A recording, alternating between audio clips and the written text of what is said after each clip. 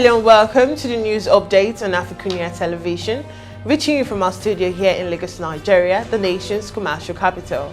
I am Deborah Ezeh. Many thanks for joining me.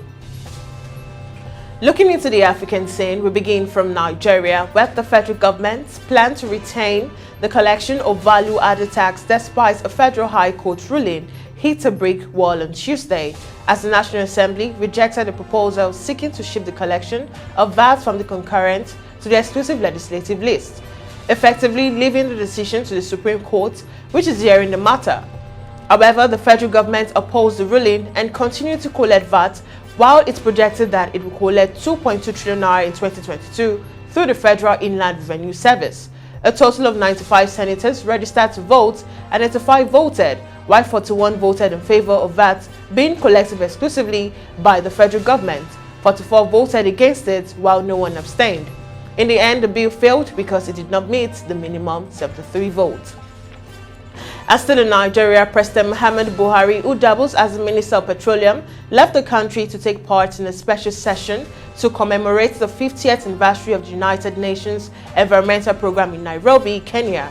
It will proceed to London, the United Kingdom, for a routine medical checkup as part of the itinerary that is expected to last 2 weeks.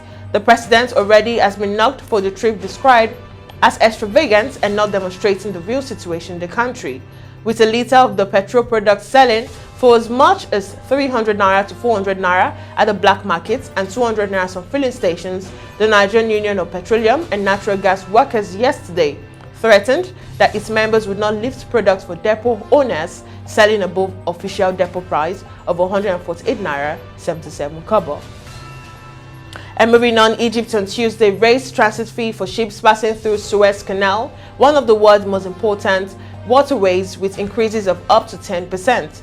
The Suez Canal Authority said on its website that the increase were in line with the significant growth in the world trade and cited the development and improvement of the transit service of the canal.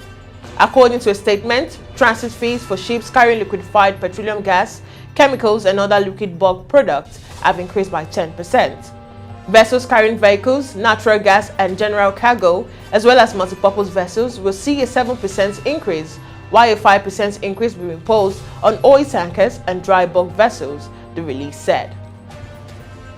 And still on the African scene, the African Union has expressed worry about recent reports of Africans in Ukraine being refused the right to cross the border to safety. The body urged all countries to respect international law and assist everyone fleeing from the war, regardless of their race. Reports that Africans are singled out for unacceptable dissimilar treatment will be shockingly racist and breach international law. The Union welcomed members countries and their embassies in countries neighboring Ukraine that are supporting those fleeing from the war. And now we head to the foreign scene. More than 113,000 Ukrainians have fled to Romania in the first 6 days since Russia invaded Ukraine by land, sea and air. Border police data showed on Wednesday they have entered Romania through its full land border checkpoints with Ukraine, but also through its checkpoints with Moldova, and more than half of them have already exited the country on their way to Bulgaria and Hungary. And in Australia, tens of thousands of Australians fled from their homes, and authorities evacuated a hospital on Wednesday as more torrential rains battered the east coast. 13 people have been killed, the latest 4 deaths recorded in the worst heat town of Leicester in New South Wales state, since the extreme weather arrived late last week, submerging town centres, washing away homes and cutting power lines. The storm was expected to hit Sydney, home to more than 5 million people, late on Wednesday, and warnings were issued for possible major flooding of rivers in the city's west.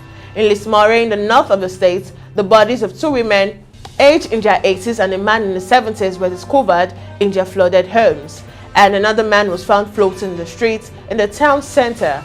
More deaths were expected as police checked houses as water receded.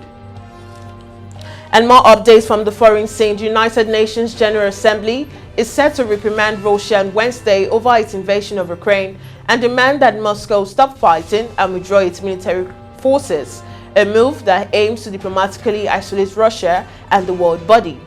By Tuesday evening, nearly half the 193-member General Assembly had signed a a co-sponsor of a draft resolution ahead of a vote on Wednesday. The text deplores Russia's aggression against Ukraine, and dozens of states are expected to formally abstain from the vote or not engage at all. In two votes by the 15-member UN Security Council on the Ukraine crisis in the past week, China, India, and United Arab Emirates abstained. And finally, onto the sports scene. James Maddison and Jamie Vardy came off the bench and scored a goal each to seal a 2-0 win for Leicester as Burnley missed the chance to move out of the relegation zone.